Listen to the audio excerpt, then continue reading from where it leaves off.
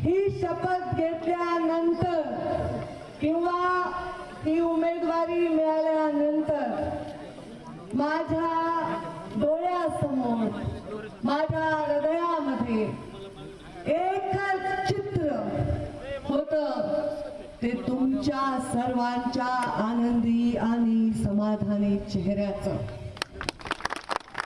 आणि दुसरं चित्र होतं माझ्यावर जीवापाड प्रेम करून माझ्या निवडणुकीतील पराभव न सहन झाल्यामुळे स्वतःचा जीव संपवून ज्यांनी घेतला त्या माझ्या लेकरांचं. माझं आणि तुमचं नातं जे माझं आणि भगवान बाबांचं नातं आहे तेच आहे. मी भगवान बाबांची लेक आहे आणि मी तुमची सुद्धा लेक आहे.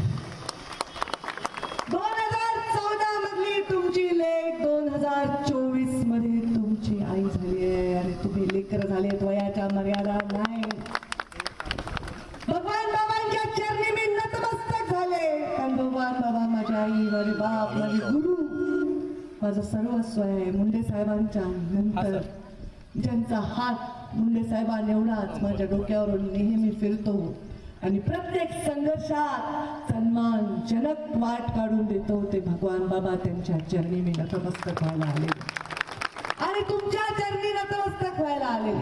म्हणून मी आज सांगितलं तुम्हाला, एक व्हिडिओ मी जारी केला आणि सांगितलं JCB भरून भरून भरून फुलं तयार ठेवा, 100-150 किलोचे हार तयार ठेवा, पण ते पंकजा गोपीनाथ मुंडेला घालण्यासाठी, त्यांच्यावर उधळण्यासाठी नाही, तर ते भगवान बाबांच्या चरणी अर्पण करण्यासाठी.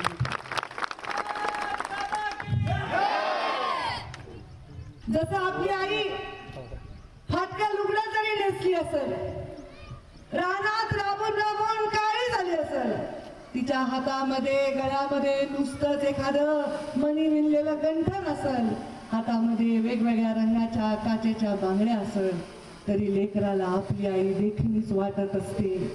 आणि आपलं लेकरू कसंही असू दे, त्या आईला कधी पण गोड देखणं आणि उजवच वाटत असतंय. तसंच आपलं नातं आहे. माझ्या चुका तुम्ही पोटात घालून घेतल्या आणि तुमचं प्रेम सुद्धा मी माझ्या ओटीत सामावून घेतलं. त्या प्रेमाला कोणी काही म्हणलं तरी कुठल्याही जाती धर्माची किनार नाही. आपल्याला परिस्थिती राजकारणामध्ये उद्भवत असते. ओएसिस फर्टिलिटीच्या तज्ञांनी IVF उपचार पद्धतीद्वारे 1 लाखांहून अधिक जोडप्यांना मातृत्व प्राप्तीचा आनंद दिला आहे. मोफत अपॉइंटमेंट बुक करण्यासाठी आजच संपर्क साधा. प्रत्येक दशकामध्ये वेगवेगळी परिस्थिती असते, पण या सगळ्या परिस्थितीमध्ये गोपीनाथ मुंडे साहेबांनी दिलेलं वचन सांगा मी कधी मोडलं का? काय वचन दिलं होतं मुंडे साहेबांनी? मी थकणार नाही, मी रुकणार नाही, मी कुणासमोर कधीही चुकणार नाही. प्रयत्न केले, अविरत संघर्ष केला. सांगा थकली का तुमची लेक? थकली का? सांगा कितीही समोर अडचणी आल्या, कितीही मोठे डोंगर आले, सांगा तुमची लेक कधी रुकली का? थकली नाही, रुकली नाही. झुकायचा तर प्रश्नच येत नाही. पण वाकणार नाही. गोपीनाथ मुंडेंचं वचन मी तरी जिवंत असेपर्यंत मरण स्वीकारेन, पण पदर पसरण्याची भूमिका फक्त तुमच्या समोर.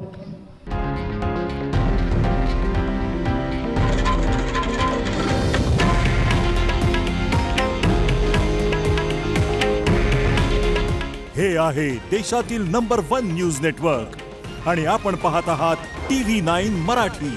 काळजी तुमची, हित महाराष्ट्राचं.